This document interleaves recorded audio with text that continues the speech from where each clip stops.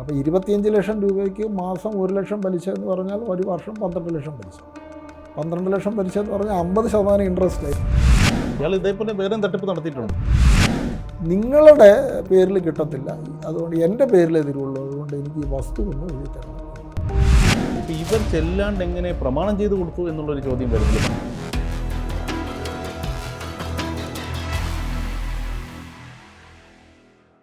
ഇന്ന് പോലീസ് കഥയിൽ നമ്മളൊരു സാമ്പത്തിക തട്ടിപ്പിനെ കുറിച്ചാണ് സംസാരിക്കുന്നത്. ആ കേസിലേക്ക് വരാം. പറയൂ സർ. ഇത് നമ്മുടെ നാട്ടിൽ സാധാരണയായി നടക്കുന്ന ഒരു ലോൺ ഷാർക്ക് അല്ലെങ്കിൽ ഒരു ബ്ലേഡ് മാഫിയ സാധാരണ ചെയ്യുന്ന ഒരു കുറ്റകൃത്യവും അതിനിരയാകുന്നവരുടെ നിസ്സഹായാവസ്ഥയാണ്. പക്ഷേ നമ്മളൊരു ക്രിമിനൽ കേസ് എന്നതിലുപരി എങ്ങനെ ഇവർക്ക് ഇത് നമ്മുടെ ഒരു അന്വേഷണം ഇരയ്ക്ക് വിക്ടിമിന് നീതി എങ്ങനെ കിട്ടും എന്നുള്ളതിൻ്റെ ഒരു ക്ലാസിക് എക്സാമ്പിൾ ആയതുകൊണ്ടാണ് ഇത് പറയുന്നത്. ഞാൻ തിരുവനന്തപുരത്ത് ACP ആയിട്ട് തിരുവനന്തപുരം സിറ്റിയിൽ ജോയിൻ ചെയ്തപ്പോൾ സംസ്ഥാന പോലീസ് മേധാവിക്ക് കുറേ ആളുകൾ ചേർന്നിട്ടൊരു മാസ് പെറ്റീഷൻ കൊടുത്തു.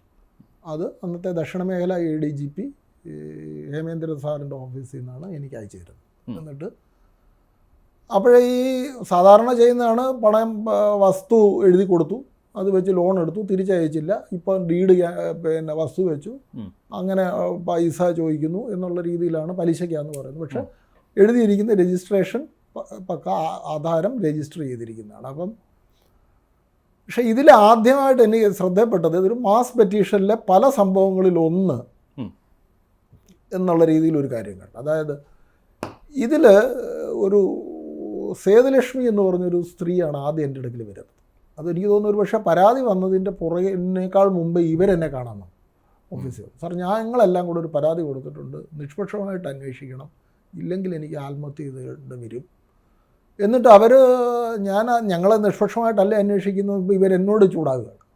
സാർ, ഞാൻ പല സ്ഥലത്തും പോയി, ഞങ്ങൾക്ക് കിട്ടുന്നില്ല, ഞങ്ങൾ ആരോടാണ് പറയേണ്ടത് എന്നുള്ള രീതിയിൽ അവർ സ്വാഭാവികമായിട്ടും പണം പോകുന്ന അല്ലെ വസ്തു പോകുന്ന ആളുകളുടെ ഒരു വികാരപരമായ ഒരു പ്രതികരണം എന്നേ ചിന്തിച്ചുള്ളൂ. ഏതായാലും ഞാൻ ഇവർ പറഞ്ഞതിൻ്റെ അടിസ്ഥാനത്തിൽ ഈ പറയുന്ന DGPക്ക് സംസ്ഥാന പോലീസ് മേധാവിക്ക് കൊടുത്ത മാസ് പെറ്റീഷൻ മേടിച്ചു. അപ്പോഴതിൻ്റെ കൂട്ടത്തിൽ ഒരു റിപ്പോർട്ട് പരാമർശിക്കുന്നുണ്ട് DGPയുടെ ഓഫീസിൽ നിന്ന് ADGP ദക്ഷിണ മേഖലയ്ക്ക്. അത് അന്നത്തെ സംസ്ഥാന പോലീസ് മേധാവിയുടെ ഓഫീസിൽ NRI സെല്ലിലുണ്ടായിരുന്ന പ്രസന്നൻ എന്ന് പറഞ്ഞിട്ടുള്ള ഒരു DYSP ഇതേപ്പറ്റി ഈ മാസ് പെറ്റീഷൻ കിട്ടിയപ്പോൾ DGP ആവശ്യപ്പെട്ടതനുസരിച്ച് അന്നത്തെ NRI സെൽ DYSP ആയിരുന്നു പ്രസന്നൻ ഒരു അന്വേഷണം നടത്തിയിട്ടുണ്ട്. ഒരു പ്രാഥമിക അന്വേഷണം നടത്തിയ ഒരു റിപ്പോർട്ട് ഇതിനകത്തുണ്ട്. ഈ പ്രസന്നൻ വളരെ പ്രഗത്ഭനാണ്, നീതിമാനും സത്യസന്ധനുമായിട്ട് പേരെടുത്ത അദ്ദേഹം റിട്ടയർ ചെയ്തിട്ട് ഇപ്പം കൊല്ലത്ത് താമസിക്കുന്നുണ്ട്. അദ്ദേഹത്തിൻ്റെ റിപ്പോർട്ടാകുമ്പോൾ സ്വാഭാവികമായിട്ടും അത് അവിശ്വസിക്കേണ്ട കാര്യമില്ല, മനസ്സിലായി. പക്ഷെ ആ റിപ്പോർട്ടിൽ അദ്ദേഹം പറഞ്ഞിരുന്നു ഇന്ന കേസ് റീ ഓപ്പൺ ചെയ്ത് ആ ജുറിസ്ഡിക്ഷന് പുറത്തുള്ള ഒരു ഉദ്യോഗസ്ഥൻ അന്വേഷിക്കണം. അങ്ങനെയാണ് ഈ പരാതി എന്നിലേക്ക് എത്തിയത്, മനസ്സിലായി. അപ്പോൾ ആ കേസ് തിരുവനന്തപുരം സിറ്റിയിലെ തന്നെ ഒരു പോലീസ് സ്റ്റേഷനിൽ രജിസ്റ്റർ ചെയ്തൊരു കേസാണ്. അപ്പോൾ ഇവരുടെ അന്വേഷണം തുടങ്ങുന്നതിന് മുമ്പ് തന്നെ ഞാൻ ആ CD ഫയൽ വരിപ്പിച്ചു. അത് ഇതുപോലെ ഒരു ചീറ്റിംഗ് കേസാണ്. വസ്തു ഈട് കൊടുത്തിട്ട് എന്നോട് എനിക്ക് പണം തന്നു, അത് പലിശയ്ക്കാണ് എന്ന് പറഞ്ഞ് എന്നെ കബളിപ്പിച്ചു. പിന്നെ ഞാൻ ചോദിക്കുമ്പോൾ എനിക്ക് വസ്തു എഴുതി തരുന്നില്ല, ഞാനിങ്ങനെ കടക്കണിയിലാണ്, ആത്മഹത്യയുടെ വക്കിലാണ് എന്നുള്ളതാണ് അതിലെ പരാതി. പക്ഷെ ആ കേസ് എടുത്തു, അതിനകത്ത് ഒരു ദിവസം രജിസ്റ്റർ ചെയ്തു. അടുത്ത ദിവസം അത് കോടതി വഴി വന്ന അന്യായത്തിൻ്റെ അടിസ്ഥാനത്തിലാണ് കേസ് രജിസ്റ്റർ ചെയ്യുന്നതാണ് എൻ്റെ ഓർമ്മ. ഈ പരാതിക്കാരിയുടെ മൊഴിയെടുത്ത്, അത് ഈ മുമ്പ് പറഞ്ഞ സേതുലക്ഷ്മിയാണ്. അടുത്ത ദിവസം വേറെ ഒരാളുടെ മറ്റോ മൊഴിയെടുത്ത്, അതിൻ്റെ അടുത്ത ദിവസം അതിലെ പ്രതിയായി പറഞ്ഞ ആളുടെ മൊഴിയെടുത്തു. അന്നത്തെ ദിവസം തന്നെ കേസ് സിവിൽ നേച്ചറാണ് എന്ന് പറഞ്ഞിട്ട് കോടതിയിൽ ക്ലോസ് ചെയ്യും. അപ്പോൾ അത് റീ ഓപ്പൺ ചെയ്യാനായിട്ടാണ് എനിക്ക് ഉത്തരവ് വന്നിരിക്കുന്നത്. അപ്പോൾ സ്വാഭാവികമായിട്ടും നമ്മൾ അന്വേഷണം തുടങ്ങുമ്പോൾ ഇങ്ങനെ സെയിൽ ഡീഡ് വഴി രജിസ്റ്റർ ചെയ്ത ഒരു ആധാരം ഞാൻ ചെയ്തതല്ല എന്ന് എങ്ങനെ പ്രൂവ് ചെയ്യാനാണ്? ഇവരുടെ ഭാഗത്തൊരു പക്ഷേ ന്യായം ഉണ്ടാവും, പക്ഷെ അതൊരു നിയമത്തിന് മുമ്പിൽ കൊണ്ടുവരിക എന്നുള്ളത് എങ്ങനെയാണ്? അത് ലോക്കൽ പോലീസ് പറഞ്ഞ പോലെ ഒരു സിവിൽ നേച്ചറുള്ള കേസും അല്ലേ എന്നുള്ളൊരു സംശയത്തിൽ നിന്നാണ് നമ്മൾ തുടങ്ങുന്നത്. പക്ഷേ ഈ കേസ് പഠിച്ചു നോക്കിക്കഴിഞ്ഞപ്പോൾ ഈ സേതുലക്ഷ്മിയുടെ വീട് എന്ന് പറഞ്ഞാൽ തിരുവനന്തപുരം നഗരത്തിൻ്റെ ഹൃദയത്താണ്. അതായത് നമ്മൾ പുളിമൂട് ജംഗ്ഷനിൽ നിന്നും സ്റ്റാച്യുവിൽ നിന്നും അല്ലെങ്കിൽ ഉപ്പിലാമൂട് പാലത്തിൽ നിന്നും നോക്കിയാൽ ഏതാണ്ട് 1 കിലോമീറ്റർ. അന്ന് എൻ്റെ കൂടെ കണ്ണായസ്ഥലം എൻ്റെ കൂടെ ഉണ്ടായിരുന്ന ജോലി ചെയ്തിരുന്ന ഒരു ASIയുടെ ഭാഷ പറഞ്ഞാൽ ആസാദ് ഗേറ്റിൽ സമരത്തിന് വരുന്ന വിദ്യാർത്ഥി സംഘടനക്കാരൻ പടിഞ്ഞാറോട്ട് തിരിഞ്ഞു നിന്നിട്ട് ഒരു കല്ലെടുത്തെറിഞ്ഞാൽ വീഴുന്ന അത്രയ്ക്കടുത്തുള്ള സ്ഥലം എന്നാണ് അയാൾ അന്ന് പ്രയോഗിച്ച വാക്ക്. ഞാൻ ആ സ്ഥലം പോയി നോക്കി. അവർക്കവിടെ 20 സെൻറ്റ് സ്ഥലമുണ്ട്. അവരുടെ അച്ഛൻ ഒരു പൊതുമേഖലാ സ്ഥാപനത്തിൽ നല്ല നിലയിൽ ജോലി ചെയ്തിരുന്ന ഒരാളാണ്. അമ്മ ഒരു ഗസറ്റഡ് ഓഫീസറായിരുന്നു. ഇവരും സഹോദരിയുണ്ട്. ഇവർ വിവാഹിതയാണ്. ഇവർ ആ വീടിനകത്ത് തന്നെ ഒരു ഷെഡ് വെച്ചിട്ട് ഒരു ടൈലറിങ് യൂണിറ്റ് നടത്തുന്നുണ്ട്. അത് കൂടാതെ വേറൊരു ചെറിയ വീടുണ്ട്, ഒരു പഴയ വീടുണ്ട്, അത് വാടകയ്ക്ക് കൊടുത്തിരിക്കുന്നു. ആ ടൈലറിങ് യൂണിറ്റിൽ ഏതാണ്ട് 10-12 സ്റ്റാഫുണ്ട്. അങ്ങനെ നടക്കുമ്പോഴാണ് ഇവരുടെ അമ്മയ്ക്ക് ബ്ലഡ് ക്യാൻസർ വന്നിട്ട് മരിച്ചു.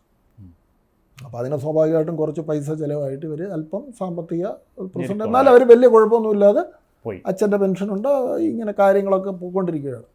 ഇവർ ഒരു സ്ത്രീയുടെ അടുക്കൽ ചിട്ടി വെക്കുന്നുണ്ട്. അത് 2-3 ചിട്ടിയായി. അത് കിട്ടും, സാധാരണ നമ്മുടെ നാട്ടിൻ പുറത്തെ ചിട്ടി, അത്രയേ ഉള്ളല്ലോ, അത് വലിയ കാര്യമാണ്. അങ്ങനെ ഈ സ്ത്രീയുടെ മകളുടെ ഭർത്താവിൻ്റെ അടുക്കൽ നിന്നാണ് അവസാനമായിട്ട് ഈ 3ാമത്തെ ചിട്ടി അടിച്ചപ്പോൾ അത് മെച്ചുറായപ്പം പൈസയ്ക്ക് നറുക്ക് വീണ് കഴിഞ്ഞ് എടുക്കുമ്പോൾ ചെല്ലുന്നത്. അപ്പോൾ അയാൾ വന്ന് ഈ സ്ഥലമൊക്കെ കണ്ടിട്ട് പറഞ്ഞു, ഇത് നല്ല സ്ഥലമല്ലേ, നമുക്കിത് വലിയ യൂണിറ്റ് ആക്കാം, ഈ പറഞ്ഞ ജോലിക്കാർ സ്ത്രീകളൊക്കെ ഉള്ളതല്ലേ എന്ന് പറഞ്ഞിട്ട് അയാളൊരു ഓഫർ കൊടുക്കുകയാണ്. പിന്നെ നിങ്ങൾ വേറെ നോക്കണ്ട, ഇതൊന്ന് റെനോവേറ്റ് ചെയ്യാം എന്ന് പറഞ്ഞിട്ട് അയാൾ 2% പലിശയ്ക്ക് ഇവർക്കൊരു ലോൺ ശരിയാക്കി കൊടുക്കാം, അതെന്തോ സമുദായ സംഘടനയുമായിട്ട് മറ്റു ബന്ധപ്പെട്ട് കൊടുക്കാം എന്നാണ് അയാൾ പറയുന്നത്. ഓക്കെ. അപ്പം സേതുലക്ഷ്മിക്ക് 15 ലക്ഷം രൂപയുടെ കടമുണ്ട്. കടം മീൻസ് KSF-യിൽ ഒരു ചിട്ടിയുണ്ട്. ആ ചിട്ടിയുടെ ലോൺ ഒരു 9 ലക്ഷം രൂപയുണ്ട്. പിന്നെ ഒരു സഹകരണ ബാങ്കിൽ 6 ലക്ഷം രൂപയുണ്ട്. അപ്പം ഞാൻ ഈ കേസിൻ്റെ ഈ ഫൈനാൻഷ്യൽ ട്രാൻസാക്ഷൻ നോക്കിയപ്പോൾ ഈ 15 ലക്ഷം രൂപ, അതായത് 9, 6, 15 ലക്ഷം രൂപയുടെ കുടിശ്ശിക ഇയാളുടെ അക്കൗണ്ടിൽ നിന്ന് ബാങ്ക് ട്രാൻസ്ഫർ വഴി തന്നെയാണ് ക്ലോസ് ചെയ്തിരിക്കുന്നത്. അത് കൊടുത്തിട്ടുണ്ട്. കൂടാതെ സേതുലക്ഷ്മിക്ക് ഒരു 10 ലക്ഷം രൂപയുടെ ഒരു ചെക്ക് കൊടുത്തു, അത് മാറിയെടുത്തിട്ടുണ്ട്. അപ്പോൾ 9, 6, 15, 10, 25 ലക്ഷം രൂപ ആയി. ആ 25 ലക്ഷം രൂപയുടെ ഇത് വെച്ചിട്ട് സേതുലക്ഷ്മി ആ 10 ലക്ഷം രൂപ വെച്ചിട്ട് ഈ വീട്ടിൽ തന്നെ ഉള്ള പ്രവർത്തിക്കുന്ന ഈ യൂണിറ്റ് ഒന്ന് വിപുലീകരിച്ച് റെനോവേറ്റ് ചെയ്തിട്ട് നല്ല രീതിയിൽ, അത് സേതുലക്ഷ്മി, ഇത് ആണ് ഇതിൻ്റെ ബാക്ക്ഗ്രൗണ്ട്. മനസ്സിലായി. പക്ഷേ സേതുലക്ഷ്മിയുടെ ഭാഷ്യം അനുസരിച്ച്, സേതുലക്ഷ്മിയുടെ ഭാഷ്യമാണ്. അങ്ങനെ ഇരിക്കെ ഇയാൾ വന്നിട്ട് ഒരു ദിവസം പറഞ്ഞു, ഞാൻ ഉദ്ദേശിച്ച ലോൺ എനിക്ക് കിട്ടിയില്ല, ഞാൻ ഇത്രയും പൈസ നിങ്ങൾക്ക് വേണ്ടിയിട്ട് ഇൻവെസ്റ്റ് ചെയ്തു, ഈ 2% ലോൺ കിട്ടത്തില്ല, അത് 4% കിട്ടും, അത് നിങ്ങളുടെ പേരിൽ കിട്ടത്തില്ല. അപ്പോൾ ഇവർ പറഞ്ഞ 4% ആണെങ്കിലും ബുദ്ധിമുട്ടില്ല, കാര്യം 4% ലോൺ കിട്ടുക എന്ന് പറഞ്ഞാൽ വലിയ കാര്യമാണ്. അതെ അതെ. നിങ്ങളുടെ പേരിൽ കിട്ടത്തില്ല, അതുകൊണ്ട് എൻ്റെ പേരിലേ തരുള്ളൂ, അതുകൊണ്ട് എനിക്ക് ഈ വസ്തു ഒന്ന് എഴുതി തരണം എന്ന് പറഞ്ഞു. ഇവരെന്തായാലും അവർ പറയുന്നവർ സംശയിച്ചു എന്നാണ്. എന്തായാലും ഈ വസ്തു അവർ ഇയാളുടെ പേരിൽ രജിസ്റ്റർ ചെയ്തു, ഒരു വാക്കിൻ്റെ പുറത്ത്. ഇവർ 25 ലക്ഷം രൂപയും മേടിച്ചിട്ടുണ്ട്. പക്ഷേ വസ്തു കിട്ടിക്കഴിഞ്ഞപ്പോൾ സേതുലക്ഷ്മിയുടെ ഭാഷ പറഞ്ഞാൽ ഇയാളുടെ ശൈലി മാറി. അയാൾ ഈ കൊടുത്ത പൈസയ്ക്ക് 1 ലക്ഷം തിരിച്ചു വരുന്നിടം വരെ 1 ലക്ഷം രൂപ വെച്ച് മാസം പലിശ ചോദിക്കാൻ തുടങ്ങി. അപ്പോൾ 25 ലക്ഷം രൂപയ്ക്ക് മാസം 1 ലക്ഷം പലിശ എന്ന് പറഞ്ഞാൽ ഒരു വർഷം 12 ലക്ഷം പലിശ. 12 ലക്ഷം പലിശ എന്ന് പറഞ്ഞാൽ 50% ഇൻട്രസ്റ്റായി, 2%. അപ്പം സേതുലക്ഷ്മിയുടെ ഭാഗം ശരിയാണെങ്കിൽ ഇത് എക്സോർബിറ്റൻ്റ് ഇൻട്രസ്റ്റ് വന്നു, മണി ലെൻഡിങ് വന്നു, ഇത് വന്നു. പക്ഷേ ഈ പൈസ ക്യാഷായിട്ട് കൊടുത്തു എന്നുള്ളത് കൊണ്ടാണ് നിൽക്കുന്നത്. അപ്പോഴും 2 ഡീഡ് രജിസ്റ്റർ ചെയ്തതെല്ലാം കറക്റ്റാണ്. ആ രീതിയിലൂടെ അന്വേഷണം തുടങ്ങി. അപ്പോഴാണ് സേതുലക്ഷ്മി പറയുന്നത്, ഈ 1 ലക്ഷം രൂപ വെച്ച് 7 മാസം കൊടുത്തു കഴിഞ്ഞത് നിവൃത്തിയില്ലാതെ കൊടുത്താണ്. അപ്പോൾ സ്വാഭാവികമായിട്ടും ഇയാളുടെ അടുക്ക് ചെന്നിട്ട് ഞങ്ങൾ പൈസ തിരിച്ചു തരാം, നിങ്ങൾ ഈ വസ്തു ഞങ്ങൾക്ക് തിരിച്ചെഴുതി തരണം എന്ന് പറഞ്ഞു. അപ്പോഴയാൾ ഒരു പുതിയ ഡിമാൻഡ് വെച്ചു. അപ്പോഴയാൾ അത് പോരാ, പലിശ കൂടുതലാണ് എന്ന് മാത്രമല്ല, അപ്പോഴാണ് സേതുലക്ഷ്മി അറിയുന്നത്, അയാൾ തന്നെ അവിടെ കയ്യിൽ നിന്നുള്ള വിവരങ്ങൾ തന്നെ കിട്ടി. അതനുസരിച്ച് സേതുലക്ഷ്മി പരിശോധിച്ച് മനസ്സിലായി, ഇയാളുടെ പേരിൽ കൊടുത്ത വസ്തു ഇയാൾ ഒരു പൊതുമേഖലാ ബാങ്കിൽ പണയം വെച്ചിട്ട് 50 ലക്ഷം രൂപ അയാൾ എടുത്തിട്ടുണ്ട്. അതാണ് കേസ്. അയാളുടെ പേരിലുള്ള വസ്തുവാണ്, അത് 50 ലക്ഷം രൂപ വെച്ചിട്ട് എടുത്തിട്ടുണ്ട്.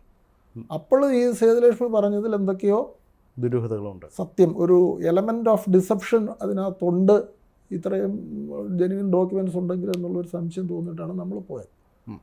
നമ്മൾ അന്വേഷണം തുടങ്ങിയപ്പം ബാങ്കുകാർ പറഞ്ഞ് ശരിയാണ്, ഇതിനകത്ത് എല്ലാ ഡോക്യുമെൻറ്റ്സും ഞങ്ങൾക്ക് കൊണ്ടുതന്നു, പൊസഷൻ സർട്ടിഫിക്കറ്റ് ഉണ്ട്, അതുകൊണ്ട് ഒറിജിനൽ ഡീഡുണ്ട് എന്ന് പറഞ്ഞു.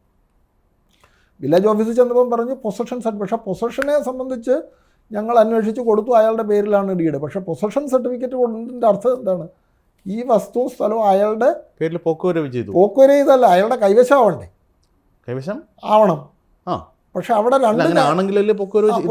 പൊസഷൻ സർട്ടിഫിക്കറ്റ് കിട്ടത്തുള്ളൂ. പക്ഷെ നമ്മൾ അന്വേഷണത്തിൽ കണ്ടെത്തിയത് ആ വീടും സ്ഥലവും അപ്പോഴും താമസിക്കുന്നത് സേതുലക്ഷ്മി അച്ഛനപ്പോഴത്തേക്ക് സുഖമില്ലാതായി, കിടപ്പിലായെന്ന് എനിക്ക് തോന്നുന്നു, അയാളുടെ സഹോദരിയാണ്. ശരി. അതിനകത്തും മറ്റൊരു വീടുണ്ട്, ഒരു പഴയ വീട്. അവിടെ ഒരു ഇൻഷുറൻസ് ഏജൻറ്റ് വാടകയ്ക്ക് താമസിക്കുന്നത്. ശരി. ആ വാടകയ്ക്ക് താമസിക്കുന്ന ആൾ എല്ലാ മാസവും വാടക കൊടുക്കുന്നത് സേതുലക്ഷ്മിയുടെ അച്ഛനാണ്. അപ്പോൾ അയാൾ വാടക കൊടുക്കുന്നത് സേതുലക്ഷ്മിയുടെ അച്ഛനാണെങ്കിൽ ഈ പൊസഷൻ എങ്ങനെയാണ് ഇയാളുടെ കൈവശം വരുന്നത്? അപ്പം സ്വാഭാവികമായിട്ടും നമ്മുടെ ഈ എല്ലാ പോലീസ് സ്റ്റേഷനിലും പഞ്ചായത്ത് ഓഫീസിലും വില്ലേജ് ഓഫീസിലും കൃഷി ഓഫീസിലും മോട്ടോർ വാഹന വകുപ്പ് എന്നല്ല എല്ലാ സർക്കാർ ഓഫീസും പറയുന്ന പോലെ ഞങ്ങൾ സ്ഥലത്തൊന്നും പോയി പരിശോധിക്കാൻ പറ്റത്തില്ല, ഞങ്ങൾക്ക് ഭയങ്കര തിരക്കാണ്, അവരെല്ലാം തിരക്കുള്ള ആളുകളാണ്, അതുകൊണ്ട് ഡോക്യുമെൻറ്റ്സ് ഒക്കെ നോക്കിയിട്ട് ഞങ്ങൾ കൊടുത്തു, പൊസഷൻ അങ്ങനെ കൊടുത്തതാണെന്ന് പറഞ്ഞു. അത് കഴിഞ്ഞ് സബ് രജിസ്ട്രാറുടെ ഓഫീസിലും സബ് രജിസ്ട്രാറും പറഞ്ഞ് ഇതുപോലെ ഞങ്ങൾക്ക് ഗവൺമെൻറ് ചില നിർദ്ദേശങ്ങൾ തന്നിട്ടുണ്ട്, ഒരു 8-10 ഗൈഡ് ലൈൻസ് ഉണ്ട്, അത് കറക്റ്റാണ്, ചെയ്ത് കൊടുത്തേ പറ്റും, വേറെ ഓപ്ഷനില്ല. അവർ ഇതെല്ലാം നോക്കി കണ്ടു, ഒപ്പിട്ടു, കൊടുത്തു എന്ന് പറഞ്ഞു. പക്ഷെ അതിൽ ആദ്യത്തെ ദിവസം ഈ എഴുതിയ ആധാരം എഴുത്തുകാരനെ ചോദ്യം ചെയ്തപ്പോൾ അയാൾ ഇത് തന്നെയാണ് പറഞ്ഞത്. പക്ഷേ എന്നെ അമ്പരപ്പിച്ച ഒരു കാര്യം, ഈ ഡോക്യുമെൻ്റ് റൈറ്റർ പിറ്റേ ദിവസം എന്നെ ഓഫീസിൽ കാണാം. എന്താണ് അയാൾ പറഞ്ഞു, സാറേ ക്ഷമിക്കണം, എനിക്ക് ഇന്നലെ ഉറങ്ങാൻ പറ്റിയില്ല, ഞാൻ ഈ സ്ഥലമൊക്കെ പോയി നോക്കി. അതായത് ഈ സ്ത്രീയുടെ പറഞ്ഞ സ്ഥലവും സാറ് പറഞ്ഞ സ്ഥലവും അവരുടെ കാര്യങ്ങളൊക്കെ കണ്ടു. ഈ സ്ത്രീ ആധാരം എഴുത്ത് ഓഫീസിൽ വരികയോ അവർ ഒപ്പിടുകയോ ചെയ്തിട്ടില്ല. എല്ലാം ഞാൻ തയ്യാറാക്കി അയാളുടെ കയ്യിൽ കൊടുത്തിട്ട് അയാൾ കൊടുത്തതാണ്. അതുപോലെ ഞാനൊരു 300 രൂപ ഫീസ് മേടിച്ചിട്ടുണ്ട്, അത് ഞാൻ തിരിച്ചു കൊടുക്കാനും തയ്യാറാണ്. എനിക്ക് അങ്ങനെയാണ് സത്യം. അതിൻ്റെ നിയമവശം എനിക്കറിയില്ല, രജിസ്റ്റർ ചെയ്തത് കറക്റ്റാണ്. ഇതാണ് ആ കേസ്. അപ്പോൾ അതിനകത്ത് നമ്മൾ ഒരു എലമെൻ്റ് ഓഫ് ഡിസെപ്ഷൻ ഉണ്ട് എന്ന് മനസ്സിലാക്കിക്കൊണ്ട് ഈ കേസിൽ കുറ്റപത്രം കൊടുക്കാനായിട്ട് തീരുമാനിച്ചു. ഇയാൾക്കെതിരായിട്ട് പ്രതിയുടെ ഭാര്യയുടെ പേരിലാണ് എഴുതിയിരിക്കുന്നത്. അപ്പോൾ അയാളും ഇവരെ സഹായിച്ച് എനിക്ക് തോന്നുന്നു 3 പ്രതികളുണ്ടെന്നാണ് ഇപ്പോൾ. 3 പേർക്കെതിരെ നമ്മളൊരു കുറ്റപത്രം കോടതിയിൽ സമർപ്പിച്ചു. കാരണം നമുക്ക് അതേ ചെയ്യാനുള്ളൂ. ഇത് ഈ ബാക്കിയുള്ള കാര്യങ്ങൾ ക്രിമിനൽ കുറ്റം ചെയ്തിട്ടുണ്ടോ ഇല്ലയോ തീരുമാനിക്കേണ്ട ക്രിമിനൽ കോടതിയാണ്. പക്ഷേ ഇതിലൊരു കാര്യം, ഒരു നീതിയുടെ ഒരു ജസ്റ്റിസിൻ്റെ എലമെൻറ്റ് വരുന്നത്, ഈ ക്രിമിനൽ കേസ് രജിസ്റ്റർ ചെയ്യുന്നതിനോടൊപ്പം ഒരു സിവിൽ കേസും ഈ സേതുലക്ഷ്മി ഫയൽ ചെയ്തിരുന്നു. സേതുലക്ഷ്മിയുടെ സഹോദരൻ ഈ എതിർകക്ഷികൾക്കെതിരെ. മനസ്സിലായി. ആ സിവിൽ കേസിൽ നമ്മൾ കോടതിയിൽ ഹാജരാക്കിയ കുറ്റപത്രം, അതുപോലെ ഞാൻ പറഞ്ഞല്ലോ NRI സെല്ലിലെ DYSP അന്വേഷിച്ച ഒരു എൻക്വയറി റിപ്പോർട്ട്, ഇതൊക്കെ ഒരു ഡോക്യുമെൻ്റായിട്ട് രേഖപ്പെടുത്തി സേതുലക്ഷ്മിയുടെ ഭാഗം അത് കോടതിയിൽ ഹാജരാക്കി, സിവിൽ കോടതിയിൽ ഹാജരാക്കി.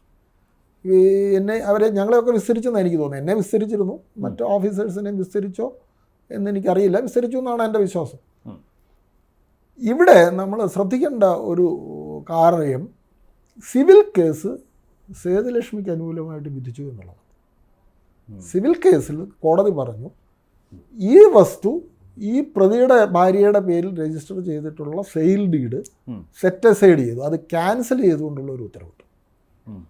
ഒരു പക്ഷേ വേറെ ഏതെങ്കിലും കേസിൽ ഇതുപോലെ ഈ പലിശയും ഇങ്ങനെ വന്നിട്ടുള്ള, അല്ലെ വസ്തു ഈട് ചെയ്തിട്ട് പലിശയ്ക്ക് മേടിച്ച് തിരിച്ചു കൊടുക്കാത്ത കേസിൽ വന്നിട്ടുണ്ടോ എന്ന് എനിക്കറിയില്ല.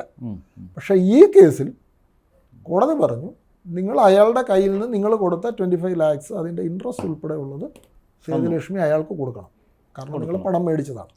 നിങ്ങൾ 7 ലക്ഷം, ഒരു മാസം 1 ലക്ഷം വെച്ചിട്ട് 7 മാസം കൊടുത്തു എന്ന് പറയുന്നുണ്ടെങ്കിൽ അത് ക്യാഷ് ട്രാൻസാക്ഷനാണെന്ന് പറയുന്നത് അതിന് എവിഡൻസ് ഇല്ല. പക്ഷേ നിങ്ങൾ മേടിച്ച 25 lakhsൻ്റെ അതും അതിൻ്റെ പലിശ. പക്ഷേ ഈ പ്രോപ്പർട്ടി അവകാശപ്പെട്ടതാണ്. അതുകൊണ്ട് ആ ഡീഡ് ക്യാൻസൽ ചെയ്തു.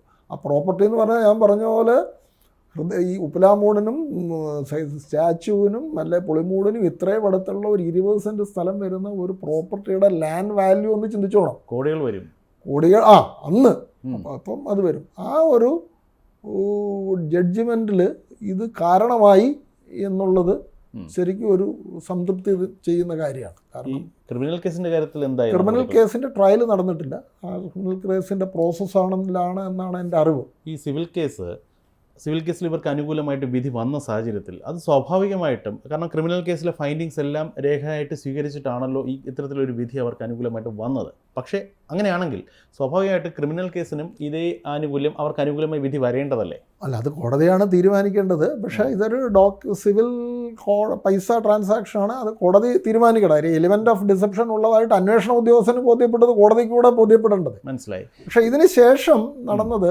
ഇതിന് ശേഷമാണ് ഈ കാര്യം. അതെന്നൊരു ഞാൻ പറഞ്ഞല്ലോ, ഒരു മാസ് പെറ്റീഷൻ്റെ പുറത്താണ് നമ്മളിത് തുടങ്ങുന്നത്. അപ്പം നിരവധി പേരന്ന് ഇയാൾക്കെതിരെ പരാതി തന്നിരുന്നു. ഓ. അതിനുശേഷമാണ് ഇയാൾ ഇതേപോലെ വേറെയും തട്ടിപ്പ് നടത്തിയിട്ടുണ്ട്. അതായത് മാസ് പെറ്റീഷൻ എന്ന് പറഞ്ഞാൽ ഈ പരാതി മാത്രമല്ല, പക്ഷേ ഈ കേസ് റീഓപ്പൺ ചെയ്യേണ്ടതായി കാണുന്നുണ്ടെന്ന് ഈ ഡിവൈഎസ്പി പറഞ്ഞുകൊണ്ടാണ് ഈ കേസ് റീഓപ്പൺ ചെയ്തത്.